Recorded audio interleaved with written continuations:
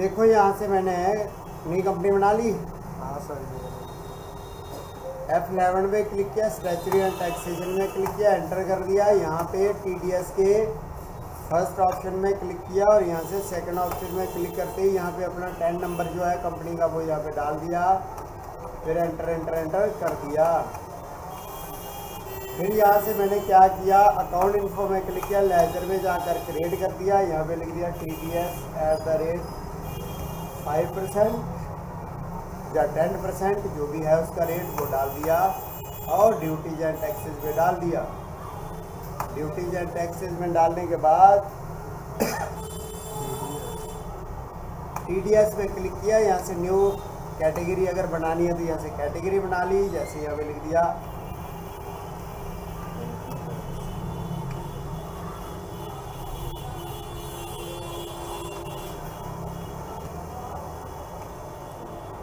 Income on interest, income on salary, जो भी तुमने लगाना है लगा सकते हो यहाँ पे।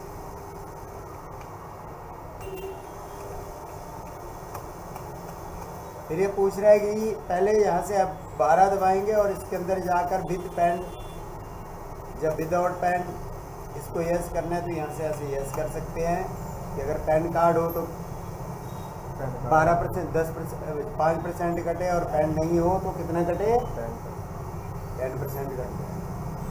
तो यहाँ से एंटर कर दिया, यहाँ से 5% डाल दिया। क्या डाला,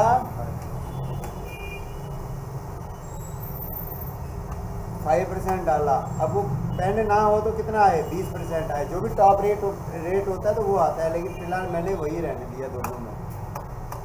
एंटर कर दिया, ठीक है। फिर यहाँ से मैंने क्या लिख दिया, सैलरी। सैलरी को किस में डाला, हाँ इंडायरेक्ट एक्सपेंसेस में डाल दिया। अब यहाँ से इसको यस करना है, एप्लीकेबल में क्लिक किया, इनकम ऑन सैलरी का जो कैटेगरी बनाई थी वो डाल दिया और एंटर कर दिया। और यहाँ पे लिख दिया राज, एम्प्लॉयज़ का नाम लिख दिया राज। तो राज क्या होगा कंपनी के लिए, क्रेडिटर होगा।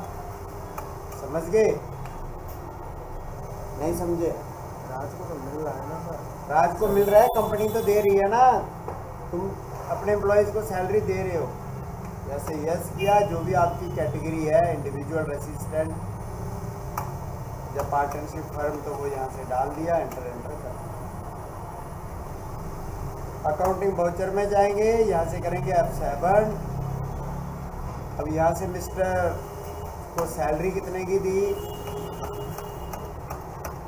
1 लाख रुपए की सैलरी दी।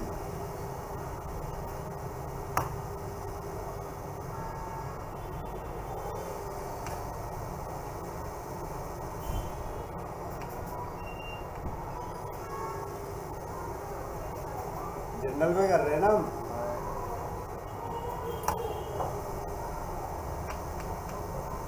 अच्छा, डेट गलत है इसकी, अल्ट के साथ F2 करके डेट सही करो पहले तो।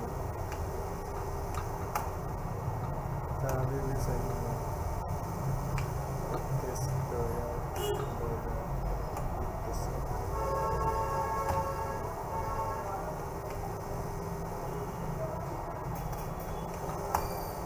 अभी भी नहीं है यार मैं 5 डाल रहा हूँ, गलत आ रहा है दोबारा।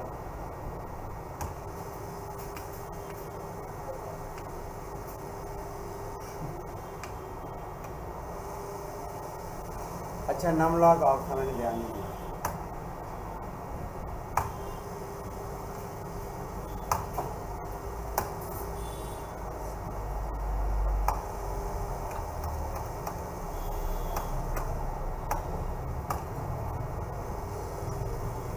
नाम क्या डाला था, देखो अपने आप 5% कट गया।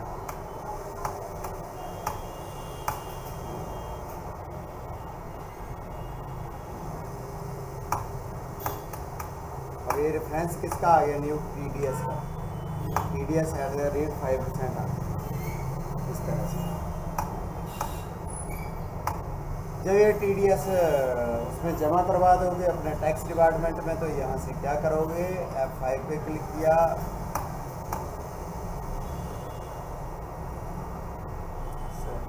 TDS @ 5%, जो भी उसका अमाउंट इकट्ठा हुआ तो वो यहाँ पे आ गया।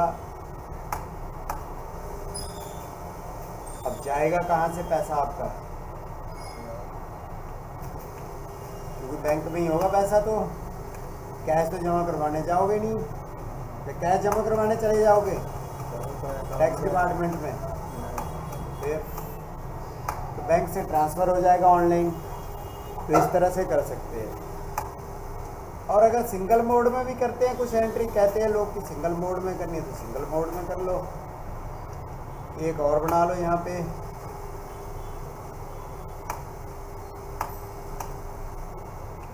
यहाँ पे लिख दिया रीटा को डाल दिया सैलरी क्रेडिटर, ठीक है, रीटा को डाल दिया सैलरी क्रेडिटर, इसको यहाँ से यस कर दिया। ऐसे ही यहाँ से लोकल अथॉरिटी है जो डालने डाल दिया।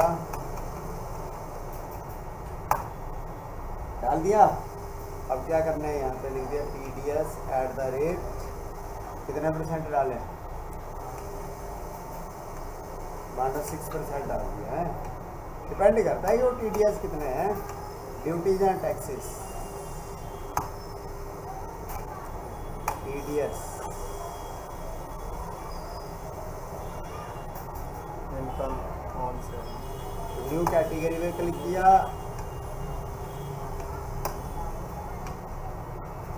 Income on dividend. मानो आपने शेयर खरीदा है और उस शेयर के ऊपर डिविडेंड, ठीक है, पर तुम कंपनी हो, ध्यान रखना, समझ गए, कोई दिक्कत। अब क्या करना है, अकाउंटिंग वाउचर, ये सेकंड ऑप्शन है, इसको ऐसे भी कर सकते हो। तो यहाँ से F12 में जाकर पहले मोड चेंज कर देना है कंपनी का ऐसे, और यहाँ पे ऊपर कैश आ गया, कैश या बैंक,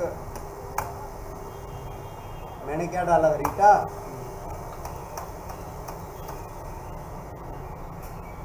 अब 1 लाख रुपए डाल दिया और 1 लाख का TDS काट दिया यहाँ पे, देखो अपने आप आ गया, समझ गए ना। तो चाहे वैसे करो, पर वैसे ही करना है तो मैं जनरल में ही करना है, ये मैंने बता दिया सेकंड ऑप्शन। भावना जी आपको वहाँ से उठना पड़ेगा, दूसरी सीट पे बैठ जाओ, ठीक है जी। अब इसकी भी जब पेमेंट करनी है तो इसकी पेमेंट कर दो,